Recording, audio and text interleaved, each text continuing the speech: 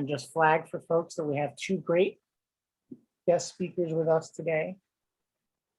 Rich Morales of Faith in Action and Giovanna Oaxaca, Program Director of Migration Policy, I think, for the Evangelical Lutheran Church in America. So we're really appreciative of their time, and Rich is the political director over at Faith in Action.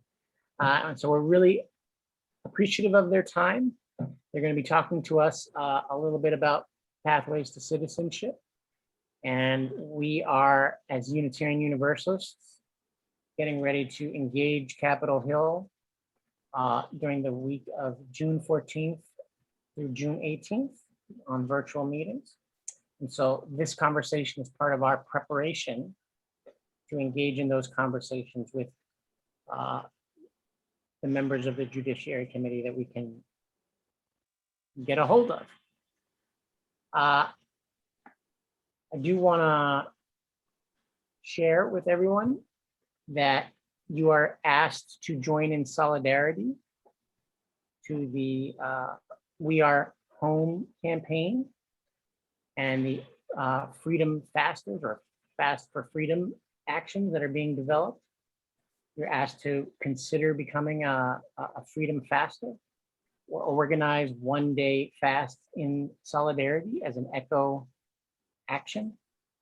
And I think it's important for UUs to understand and to hear very clearly that UUSJ and Side with Love have endorsed this campaign and are participating, and that our advocacy is understood as an echo action in support and solidarity of that work.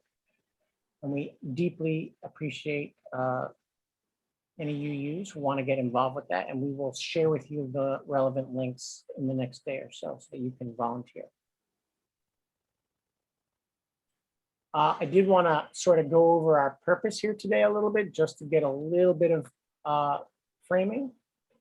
I want to remind folks that UUSJ envisions a just and compassionate and sustainable world community. So that's our vision as an organization. And our mission is to advance equitable national policies and actions aligned with UU values through engagement, education, and advocacy. So we're engaging our moral owners in part with this session. We're also educating ourselves and anybody who's interested.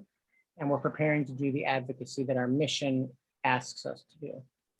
And in particular, I think it's important to flag that we strive to engage our moral owners here. Our moral owners are UUs in their character as individuals, UU congregations, but also the impacted communities that our social justice work seeks to support, and the organizations that represent such impacted communities. So we're very excited to have Rich and Giovanna joining us today, because they do this kind of work and they are part of our effort to learn and discern about pathways to citizenship, but also to widen our circle of concern around the issues that we strive to be engaged with. So again, we hope that you learned something. We hope that you're motivated to do something, a variety of things. And we hope that you spread the word about the importance of UU engagement on these issues, and especially for our June advocacy virtual visits. Oh, and now I'm going to stop sharing my screen, and I'm going to ask Reverend Karen to open a sacred space for us, and then we'll proceed into comments by Giovanna Oaxaca and Rich Morales.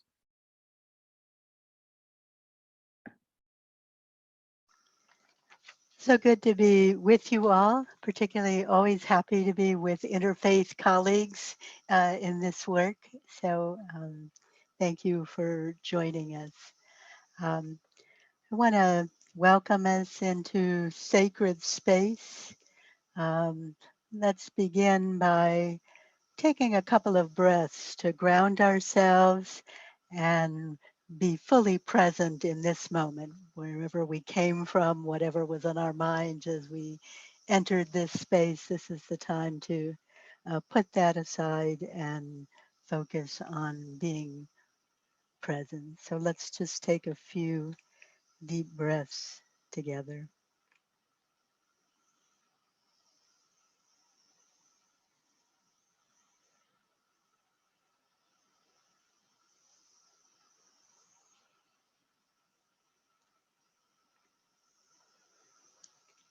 And I already have lit my chalice, which is how we often begin our Unitarian Universalist gatherings and worship. And I share these words from my colleague, the Reverend Martin Valentin, another UU minister. And these were excerpted from a remark she gave as the Supreme Court was just talking about thinking and considering the Arizona immigration law in 2012. I've adapted them to focus on not the waiting, but what she said afterwards. We who walk on the ground taken for granted, we who speak of an earth that has no borders, ask for guidance as we aid those in need, as well as those who would obstruct our care. Spirit of compassion, strengthen our resolve to carry forth this ministry, regardless of the reality of the decisions made to seemingly thwart our efforts.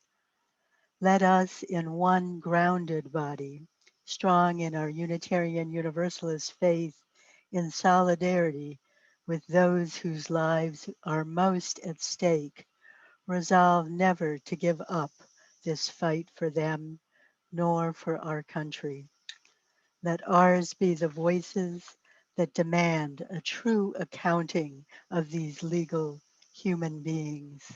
Let ours be the hearts that resolve, whether through light or dark times, to stay the course no matter what, no matter how long. Let our love be the kind we have been waiting for. May it be so. Thank you so much, Reverend Karen. So again, just to remind folks, we're going to hear first from Giovanna Oaxaca of Evangelical Lutheran Services. Sorry. And then we're going to hear from Rich Morales. And then we're going to ask questions. So we're going to hold our questions for the end of comments by both speakers. Thanks. So Giovanna, give me a moment to spotlight you.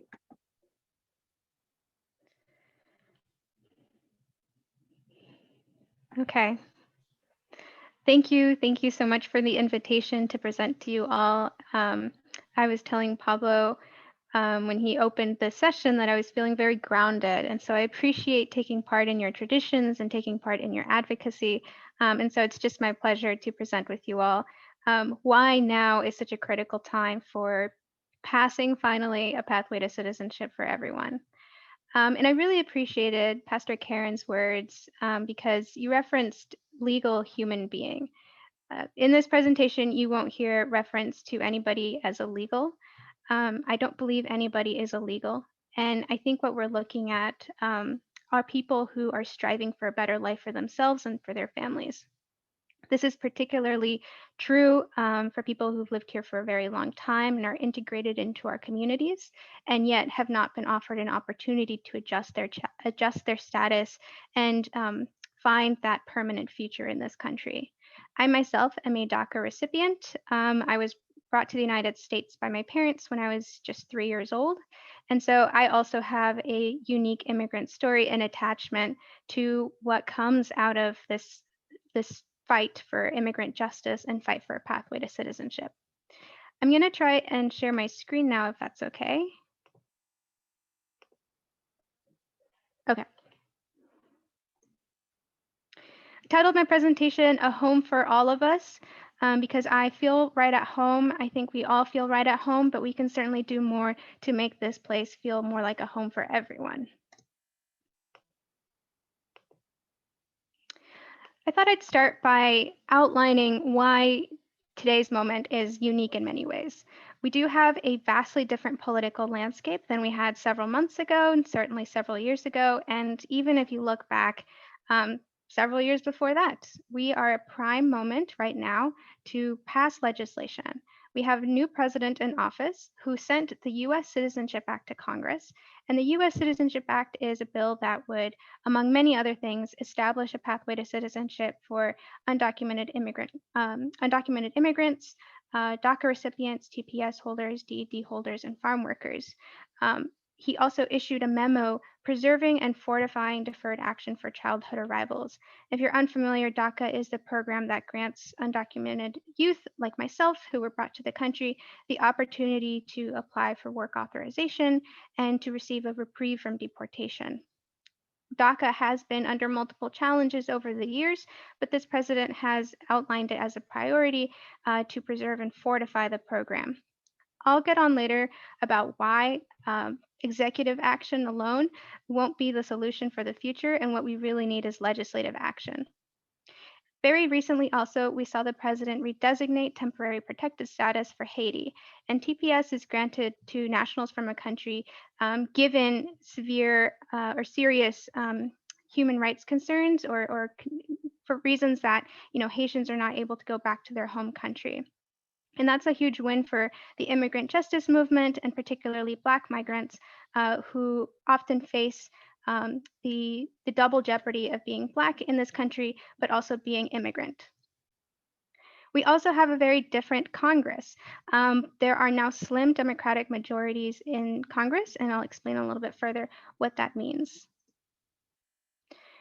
We gained 11 seats, now have a Democratic majority in the House of Representatives, and we also have a slim Democratic majority in the Senate, which means that passing legislation that affirms the human rights and dignity of our community members is possible.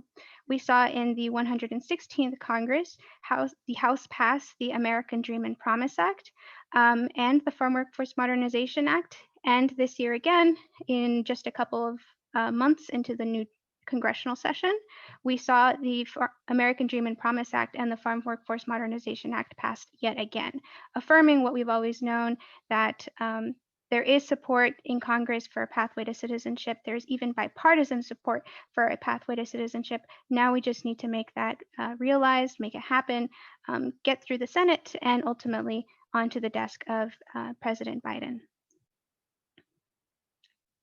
So why is it so important to deliver big, and more importantly, why now?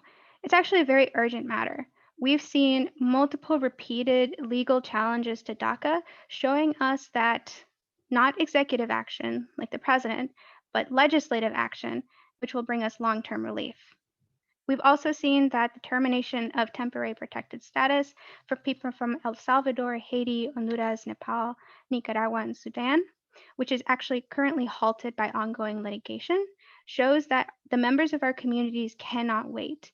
Many people are waiting for that relief to come this year because of these ongoing and current challenges.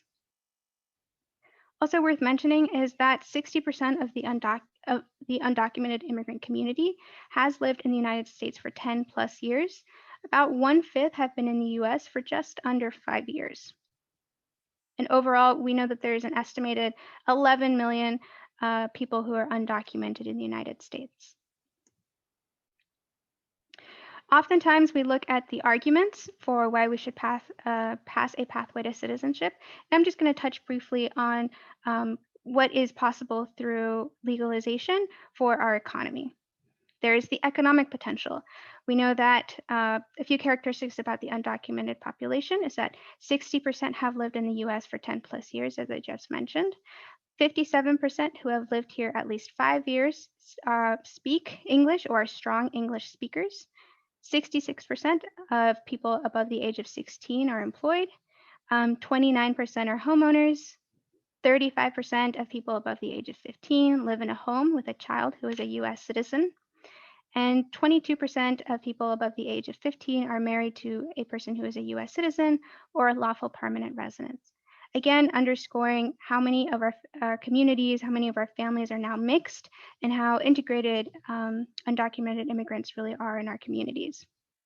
Overall, undocumented immigrants pay around $11.7 billion in state and local taxes, plus federal, payroll, and excise tax. And that's according to the Institute for Tax and Economic Policy. The important role of undocumented workers in the national economy provides a pretty strong argument for a policy of legalization. These are billions in contributions that would only multiply if undocumented immigrants had the opportunity to live a life out of the shadows. And there's just a lot of untapped potential for entrepreneurship, for growth in businesses, for local economies, if only people had the opportunity to realize their dreams and, work with legal authorization and, finally secure a long-term future in this country without the fear of deportation. But that, of course, is not the only argument. We often talk about essential workers these days because so many immigrant workers were vital to our national recovery and to the country during the pandemic.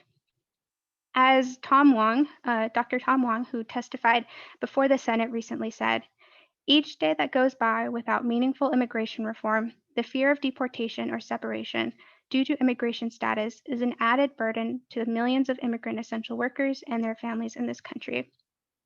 The pandemic measures made us reliant on immigrant essential workers in ways that we hadn't realized and forced us to see their essential role in our lives. In many cases, they were excluded from all kinds of relief because of their status. But immigrant essential workers and their families deserve more than just praise. They deserve legal work authorization and the stability of a future free from fear. Wanted to share with you briefly the story of Claudia, pictured here. Claudia has called the US home for the last 20 years, and her children are US citizens. Despite this, and being a tax-paying essential worker, Claudia and her family didn't receive stimulus checks to cope with the hardship of COVID-19. We're working to help this country move forward. We deserve respect, Claudia says. Now, there are ongoing other issues related to immigration that we can't turn a blind eye to. We have increased numbers of people who are displaced across the globe, and many of them are presenting themselves to the US border to seek safety, to seek hope and liberation from persecution. We believe our country has the power, resources, and the know-how to keep children and families safe and together, to manage the border and migration in an orderly and safe way, while working with leaders in the region to address the reasons forcing people to migrate in the first place. Ultimately, we can do what's right at the border and beyond the borders while doing what's right in our communities. I'm happy to provide you with a couple of talking points in just a minute in case if you meet with a lawmaker, perhaps a senator, and they bring up what's happening on our border. It is a serious concern, but we know that our communities also need solutions for the future. As this exercise is all about, we are asking the Senate to pass legislation in whatever way is strategically possible that provides an expedited pathway to citizenship for DACA and TPS holders, farm workers, and other essential workers, as well as their families who have helped Americans survive during this pandemic. A couple of talking points to share here on specifically pathways. Undocumented immigrants are contributing members of our communities. They live and work here. They add to our diversity. They pay billions in taxes and put billions back into our economy. Many have family members, including spouses and children who are US citizens. I cited a couple of those statistics earlier on. And the uncertainty which they live with on a day-to-day basis and the unequitable treatment that they receive is an unjust policy all around. The risk of family separation through deportation is cruel. It's also past time to recognize the critical role in keeping Americans healthy, fed, housed, and educated during the pandemic. By offering lawful permanent residency and a pathway to earn citizenship if they meet basic fair criteria. And now, as we're talking about other immigration issues, here are some helpful talking points that you could use in case somebody raises a question about what's happening, quote unquote, at the border. Yes, we do need to strengthen the systems that provide protection for people fleeing persecution, violence, and natural disasters, as well as create channels for families to safely reunify. We can lead with compassion and deliver solutions to a broken system at the border, beyond our border, and here at home. It's also been over 30 years since Congress acted on immigration reform. Daca recipients, TPS holders, and immigrant workers have waited too many years for the right time. This is the year to put a vision forward of an immigration system that is humane and just. This is the year to pass a pathway to citizenship for them and their families. And also, the US can play a big role in managing migration by providing leadership and resources to drive collective responses from regional stakeholders and set a positive example in how to treat migrants. Migration is a human right, but it is also a positive. It stimulates economies, supports remittances in home countries, and is in our mutual interest as a global community confronting the threat of climate change. We ultimately recognize the fundamental humanity of those seeking a better life for themselves and their loved ones, which is why maintaining family unity should be priority in all immigration policy. It's not so hard to see why then now is the right time for passing a pathway to citizenship for all, and we must strive to use every legislative vehicle, every opportunity that we have. As we've seen, we've already passed legislation in the House. We have legislation in the Senate, which my colleague Richard can talk a little bit more about. We do have opportunities and we have moving vehicles. Now is really the time to do it. We need to press really hard because we ultimately have a short window of time to make some of these options a reality. And as I mentioned before, the urgency of this moment, our communities cannot wait. So I hope that we take this moment now and to advocate for an earned pathway to citizenship for as many of the 11 million undocumented immigrants as can be supported through any of the available options. If we as a country are to realize the promise of equal opportunity for all, then we must offer these new Americans relief from fear and a pathway for them to earn citizenship. All right, and I'll turn to Richard. Thank you, Joanna. My name is Rich Morales. I am political director with Faith in Action, and I'm based out of Virginia. Our offices are in DC. Faith in Action is a nationwide national network.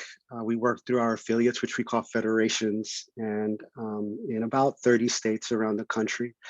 It's great to be with you all, and I'm really happy to share what we're working on, and a really unique opportunity that we have right now in Congress, and the unique window that we have. And I'm going to build upon the very the great detail that Giovanna gave you all in terms of the different vehicles.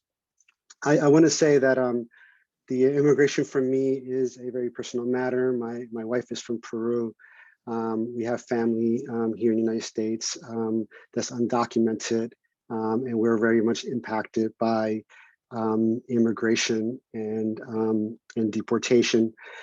So I'm very thankful for everyone that wants to participate and advocate for a pathway to citizenship. I want to be clear that for us, the North Star for us in Faith in Action is always a pathway to citizenship for 11 million people. We have, like you just heard, we're in a really unique opportunity right now, because now remember this, we have no permanent friends, we have no permanent enemies. We just have an opportunity right now, and opportunity, which I mean by that, is that we have a president that has said that he would like to give undocumented people a pathway to citizenship. We have a Congress that's more favorable to giving undocumented people a pathway to citizenship. Doesn't mean it's going to happen. We have to do our work, but we have a more favorable Congress right now for us to do that. And you heard, all those unique opportunities and all of the legislation that has already been voted on in the House and the Senate. You heard Joanna talk about essential workers, and I'm going to dig in a little bit deeper on essential workers. We're in a pandemic. We're coming out of a pandemic. Last year, the Department of Homeland Security came out with a definition of essential workers. And it's a long list. I'm not going to go over it, but they came out with a long list of essential workers and said, these individuals, if you have this job, you're an essential workers. 5 million of the people that they identified as essential workers are undocumented workers in this country. So besides looking for a pathway to citizenship for dreamers, TPS holders, farm workers, we also have this opportunity and this novel idea that came out of the movement of, why don't we push Congress to give essential workers a pathway to citizenship?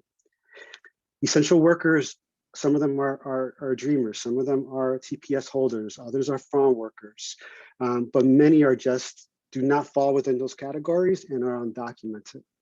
So we're pushing really, really hard in Faith in Action to include a pathway to citizenship for essential workers.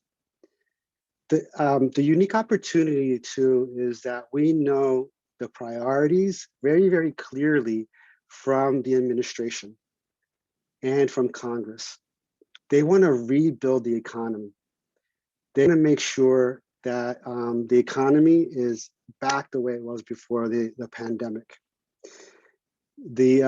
President Biden said he has this plan that he's calling the Build Back Better plan.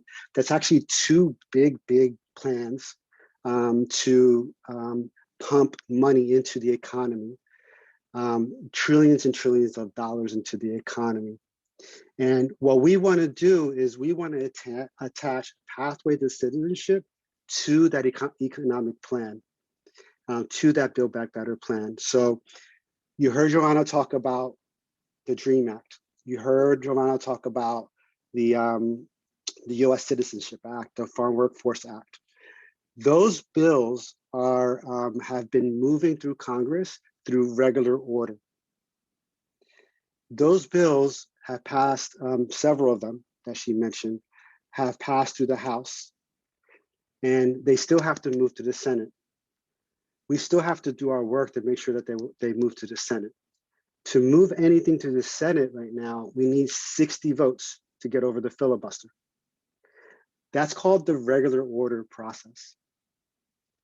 What we believe through essential workers is that we can move the essential worker pathway to citizenship through the budget reconciliation process. And we're right now entering tomorrow the budget reconciliation process in Congress.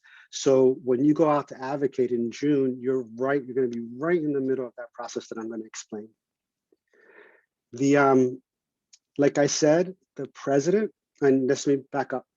So what's so great about the reconciliation process is that for it to move through the Senate, we don't need 60 votes. We just need 50 plus 1. And because Democrats control the Senate, we just need all of the Democrats to vote in favor of including a pathway to citizenship for essential workers and include it in the reconciliation budget process. And we don't need to get over the filibuster. So that's why we're in a really, really, really unique moment right now. One, we're in a pandemic. We have essential workers that were defined by the government. At least 5 million are undocumented essential workers. We also have, the second thing is that we have a administration and a Congress that wants to pump trillions of dollars into the economy. They want to use the reconciliation budget process to do that. And we want to include a pathway to citizenship for essential workers in that budget reconciliation process. So this is the moment we're in right now. And this is what I'm asking you all to do in the next couple of weeks. President Biden said, hey, I want to try to get Republican support for my Build Back Better plan. And he gave May a chance to do that. He went and he's been negotiating with the Republicans. Republicans came back with a counteroffer. They've been going back and forth. The president's not happy. He wants to move on $6 trillion budget. So tomorrow he's going to announce to Congress that he's going to present his budget to Congress. that's going to include the jobs plan and a families plan as part of it. And he's going to want to move his plan for the economy. He's going to want to move it to the reconciliation budget process that I described.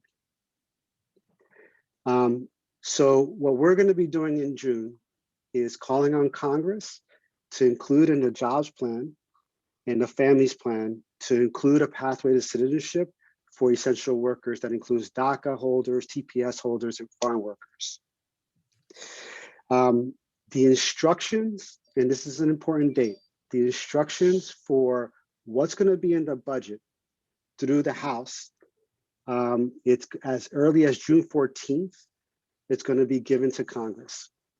In there, we're going to know whether essential workers are in that budget or not. So any advocacy that you can do between now and June 14th, calling on Congress, again, to include a pathway to citizenship for essential workers, that which also includes folks that have DACA, TPS, farm workers, include them in the budget reconciliation. Anything that you can do to do that will be super helpful right now. Even if it doesn't happen June 14th, there's still a second process that's going to happen in the Senate. So any advocacy you can do with members in the Senate, that will be helpful too. Again, they need to keep hearing from us. We want a pathway to citizenship in the reconciliation process, in the budget process for undocumented essential workers. So there are several things you can do right now. One is advocacy visits, and that's something you're planning to do. Please reach out to your member of Congress, your representative right away. Reach out to your senators right away.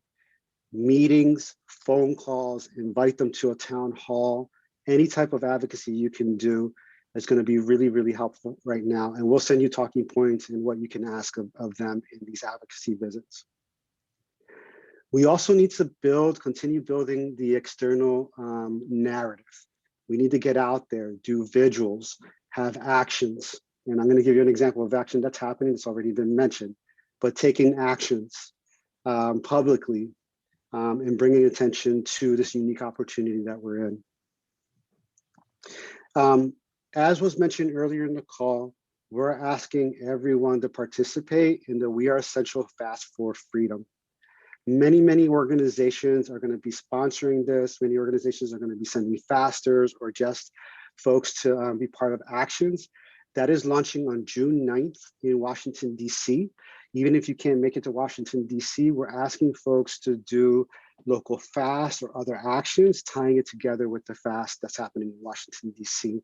We're going to send you information on how to register, more information about how you can participate. But again, we're in this unique opportunity where any action you can take locally, or if you can come to Washington, D.C. and join the actions, will be terrific. Second date to be aware of. So there's June 14th, which is the House.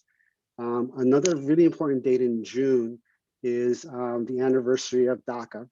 And DACA is under threat in the courts as always. The anniversary is around June 15th. So that's an important date to think about. I think that's when you're going to be doing your advocacy visits. So that's a great day to take action and tie it again to the budget resolution calling for a pathway to citizenship for essential workers. And then there's going to be a couple of other opportunities in terms of recesses. There's going to be a recess around July 4th where you can get in front of your members of Congress. And then there's going to be a larger recess that's going to be happening in August. So as this all plays out and we get more clear about whether we're going to be included in the budget reconciliation, those are going to be two opportunities in district for you to do advocacy visits. So again, between now, you're going to hear a big announcement tomorrow, June 14th. Around that time, it could be as early as the 14th or a little bit later. There's going to be instructions that are going to be going to Congress in terms of what's going to be included in the budget in the House. And then the DACA anniversary that's coming up June 15th. And then July 4th, which is a break and a great time as well to get in front of your member of Congress. So I'll stop there and I'm happy to answer any questions. Well, thanks so much, Rich and Giovanna. So I want to ask folks to think about a question and use your electronic hand to raise your hand. That's usually a toggle under the reactions icon at the bottom of your interface. But I'd just like to, I'm going to ask one question and then I'm going to ask Charlotte to ask a question, then we'll start gathering other questions. My question is sort of reflective of some of our work that we've done at UUSJ to hear from folks in impacted communities. And one of the key things I've heard is, please work on changing the narrative. I, as an immigrant, should, have a right to be here. I'm a human, I have basic dignity, but more importantly, I'm an investment in the future of the United States. Most of the immigrant folks that I'm relating to are doing hard work and helping to propel local economies forward. So how much of what needs to be going on, in addition to the specific legislative work, is just simply changing the narrative about immigrant communities and their value and their role in our society?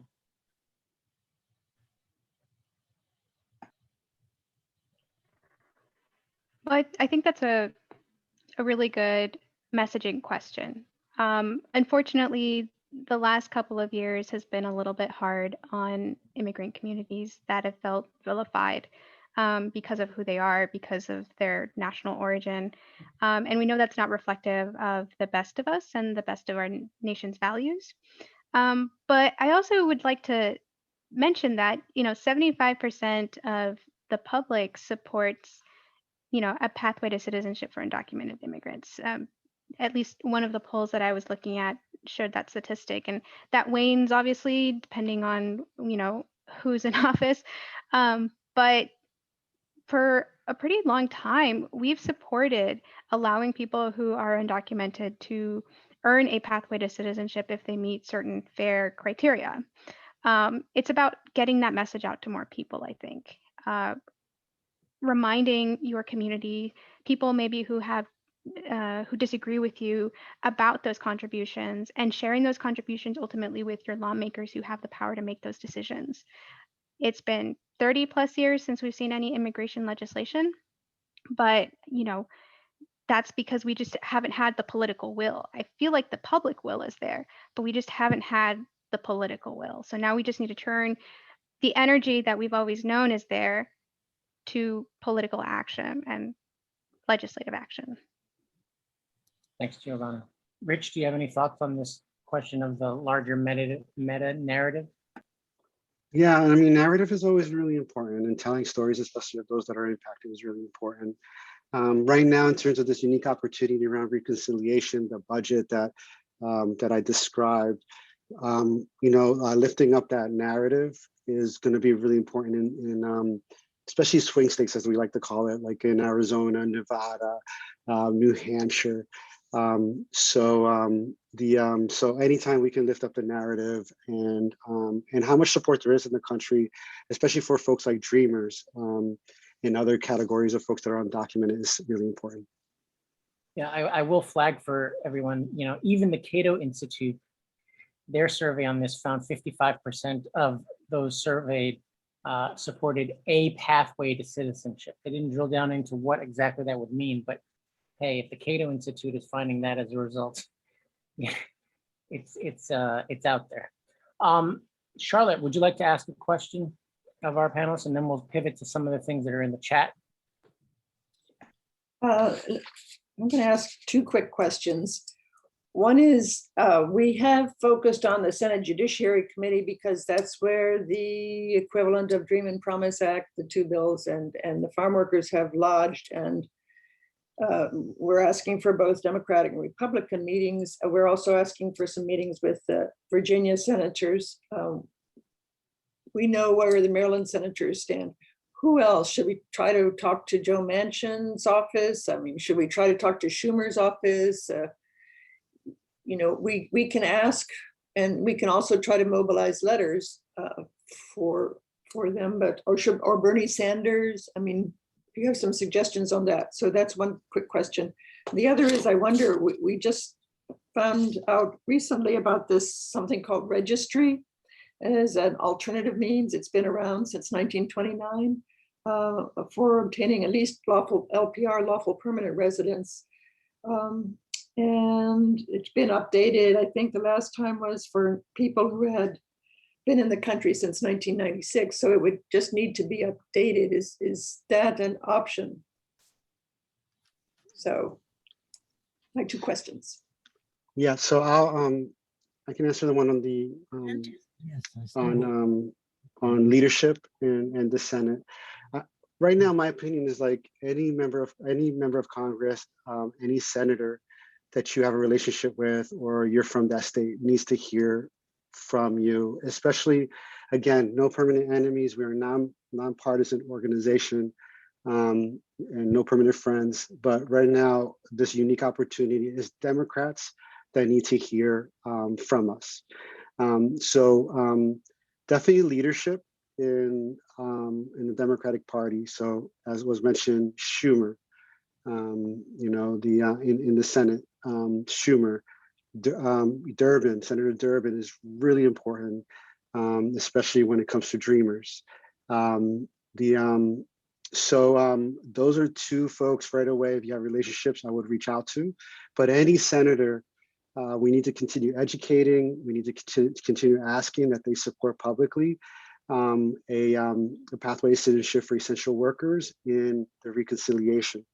The other persons that are really important are definitely those that are on the Judiciary Committee. Most of them are with us, right? Like most of them are with us, but the more advocacy we can do, the better. Bernie Sanders, really important. The two senators from Virginia, really important. Senator Padilla in California, he's with us. He's been a lead, he's a champion, but definitely, you know, thanking him and asking, you know, what more we can do from his office. You know, it's important. So I wouldn't leave any senator out, but I will continue the advocacy for the senators you have relationships with, or start building new relationships with senators. The registry is something complicated that I'm not going to get too into, but definitely there are different vehicles that can be used to protect undocumented people in this country using existing law. So as Charlotte's mentioning registry, it's existing law that we have that could be used through legislation that we're trying to push right now that could protect, you know, a segment, not all, but a segment of the undocumented population. And that's basically what we're asking for, is like, what are all the vehicles Congress can use right now to protect undocumented people? There's the U.S. Citizenship Act, there's the DREAM Act, there's you know, tweaking current law like the registry, there's the reconciliation budget process. If we do all of these things and you start adding the numbers, right, we get closer and closer to the 11 million people, and that's what we're calling for. Thanks so much, Rich. So I'm going to populate one question from the chat, and then I'm going to ask Jessica to get her question ready. So the question that seems on everybody's mind is, could you sort of precisely talk about the situation at the southern border and how should that impact our messaging? And then connected to that is this question of, when critics say, you know, who is there any limit to the number of folks that we're going to have enter the country? So do you have any thoughts on how best to answer those questions? I know, Giovanna, you presented some talking points on it, but like maybe a 3-syllable sort of, you know, talking soundbite on what is the situation at the border, and then more importantly, how do we answer this question about limits? Is it, you know, is there a limit, or is it about a new process and a new centering of human dignity? Yeah, certainly. Just to recap, you know, what we're seeing at the border is the result of a broken immigration system. You know, there are not safe and orderly ways for people to request asylum. And fundamentally, people who present themselves to the border to seek asylum have that right. And it's our legal and moral obligation to accept them and receive them. Unfortunately, instead, what we've done is we've turned back a lot of people under a public health authority that a lot of people might not know of. It's called Title 42. And so what we have is a lot of people at the border requesting asylum because they're fleeing persecution, they're fleeing political repression, they're fleeing natural disasters. There were back-to-back hurricanes in Central America that have devastated, local farms, livelihoods, and it's just a compounding of different factors that is compelling people to migrate. To answer the question, of is there a numerical limit? I think it's like you said, Pablo, it's about recentering our immigration system and ensuring that we have a viable way for people to seek asylum, that we have a way for people to do it safely, if possible in their own country, or, we could also be doing a lot more to address the conditions that are forcing people to flee in the first place. So immigration in and of itself is not just, one solution here or a patchwork of solutions here. It's about taking a whole of society approach that looks at the root causes of migration, that looks at pathways to seek protection, humanitarian protection. And it's also looking at addressing the situation of people who are currently in the United States and have no viable way to adjust their status, even though they've been here for decades and decades.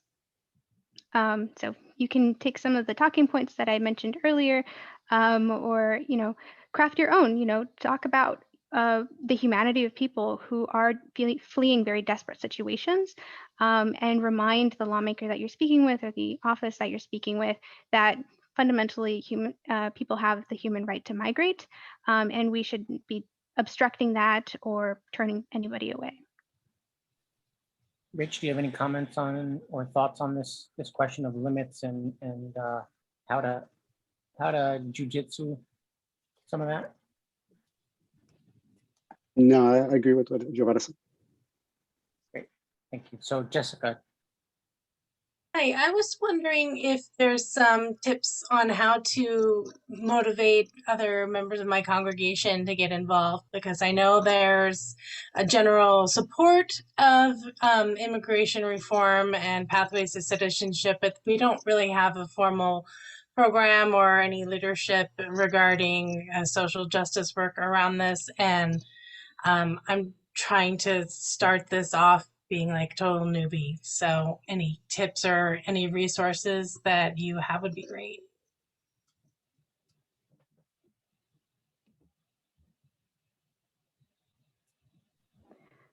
So we will certainly share our talking points and our stuff, but to the larger question, I want to give our guests the opportunity to give their sense of the best practice.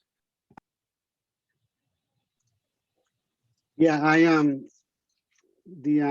think that's the question for the group, right? But I would start off with like there is this window that we have coming up in June. There is as you are all planning to do advocacy visits, so inviting folks to join in the advocacy visits. One thing we do is set up teams. Charlotte was part of a team out in Virginia and Maryland area where each person had a role. One person reached out to set up meetings. So giving people a unique role in the team might be helpful. And also I saw a question in the chat about like stories. I would invite persons directly impacted into these meetings. So as you set up the Zoom calls with your members of Congress, as you set up in-person meetings, if you're able to do that, please invite persons that are directly impacted by immigration so they can tell their own story. I think that's, you can have major impact with your work that way. I see a question in the chat that feels like several people are asking. It's around targets and, are there any persuadable Republicans on these issues? I mean, do you want to give us a little signal as to which direction to go in? We plan to try and talk to the Republicans. I'll just say for folks on our call, the Republican offices are infamous for saying, well, we'll only meet with you if you have a constituent. So But any guidance on who are the persuadable Republicans and who might be the squishy Democrats that need to have some follow-up? I can tell you the Democrats. Again, we have no permanent friends, no permanent enemies. But because of the unique opportunity we're in, I can't overemphasize that how important it is to do advocacy with Democrats with the reconciliation. Now, for regular order, for the DREAM Act, the U.S. Citizenship Act, it's going to take us a longer time when we continue to advocacy. We definitely need Republican support for that. So unfortunately, there's like maybe 5 moderate Democrats, moderate Republicans that we can that maybe they're persuadable, and we can put that list in the chat. But in terms of Democrats for this unique window we have in June that I keep talking about, is the mods in the Democratic Party are Sinema and Kelly in Arizona. They need to hear from you. Senator Mastos in Nevada, Shaheen Hassan in New Hampshire. He's not a moderate, but Bernie Sanders needs to hear more from us. Those are the ones that come to mind right away that should hear from us right away in terms of the reconciliation process. And then, as we all know, in Senator Manchin, super important, and in West Virginia, outsized power right now. And if you do have any way of reaching out to his office, that'll be great. Thanks so much, Rich. Giovanna, do you have anything to add to that, or? No, just that, we, through mainly the Interfaith Immigration Coalition, which is a coalition representing 55 national faith-based organizations, we have been meeting with multiple members of Congress on both sides of the aisle, including Republicans. And, I'm just left feeling like, yeah, we do need to continue to talk to them. So if as Rich has really impressed, we have a really critical moment now and urgent targets now. But on regular order, Cornyn, Rubio, Tillis potentially,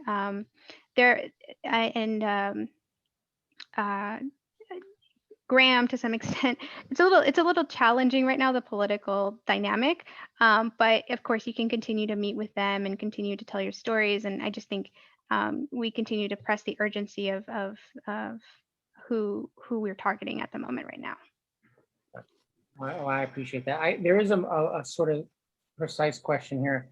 You have thoughts on how is it that asylum seekers whose cases are before immigration courts can be considered essential workers, since Rich highlighted the role of essential workers in the ongoing negotiations and the conceptual framing for what the legislative approach. Do you have any thoughts that you want to share with the group on that? It's a question that's being asked. Sorry, can you repeat the question? Yeah, how is it that asylum seekers whose cases are before the immigration court can be considered essential workers? I mean, how is that possible? That's the question from the field.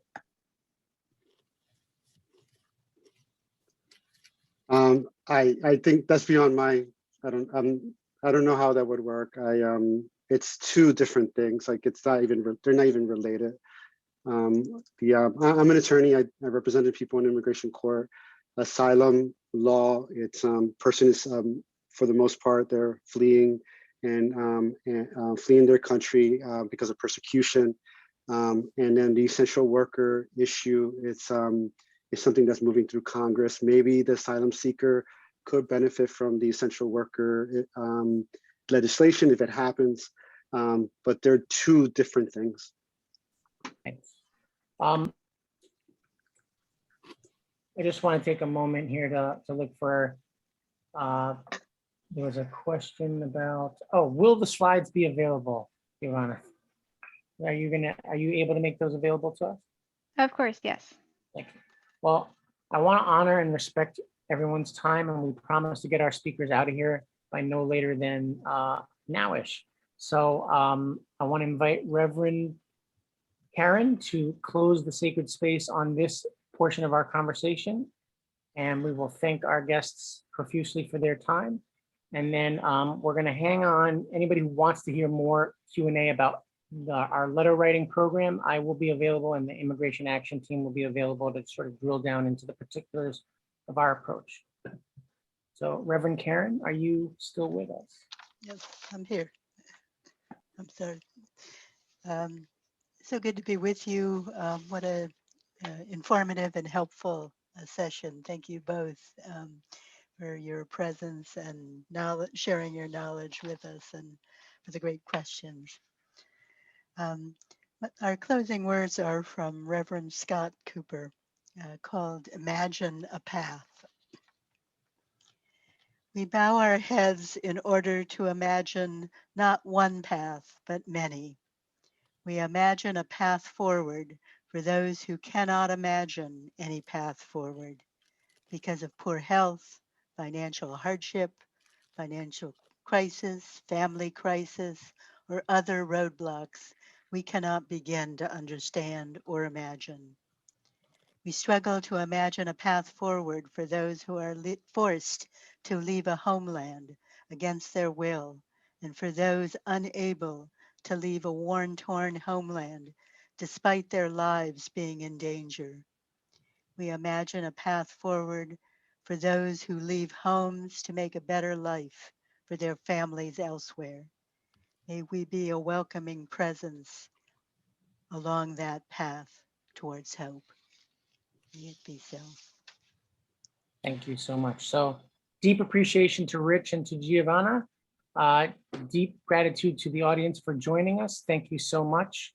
We will share with you some of the materials that we talked about here, the links to the various ECHO actions, and as well as another prompt on our materials, and the opportunity to join meetings that we're setting up. For those of you who want the Q&A on the specific program, hang on, bio break, and then we'll roll back. So thanks again, Giovanna. Thanks again, Rich.